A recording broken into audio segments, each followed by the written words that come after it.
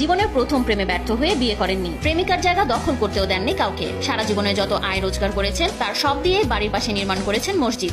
18 বছর বয়সে একই গ্রামের এক নারীকে পছন্দ করে তার সাথে সংসার করার স্বপ্ন দেখেন তিনি। ভালোবেসে বন্ধুর মাধ্যমে চিঠি দিয়ে বিয়ের প্রস্তাবও দেন তাকে। পরে সে নারী বিয়ের প্রস্তাব প্রত্যাখ্যান করলে সেই থেকে আর বিয়ে না করে একাকী জীবন পার করছেন 78 বছর বয়সী এ বৃদ্ধ। যুবক বয়সে জীবনের প্রথম প্রেমে ব্যর্থ হওয়ায় বুক ভরা কষ্ট নিয়ে হাতে শুধু রেডিও ক্যাসেট নিয়ে ঘর থেকে বেরিয়ে যান গুলজার। এখন এই রেডিও ক্যাসেট ছাড়া যেন তার আর আপন বলতে কিছুই নেই। পিতার কথা মনে পড়লেই পুরাতন জরাজীর্ণ রেডিওটির অ্যান্টেনা নেড়ে চেড়ে বিরহের গান শোনেন গুলজার। বিয়ের গানটা তো সবাই ভালো লাগে, বিশেষ করে যারা সংসার থাকি, জীবন যাদের দুঃখে করা তারা তো দুঃখকেই ভালোবাসে।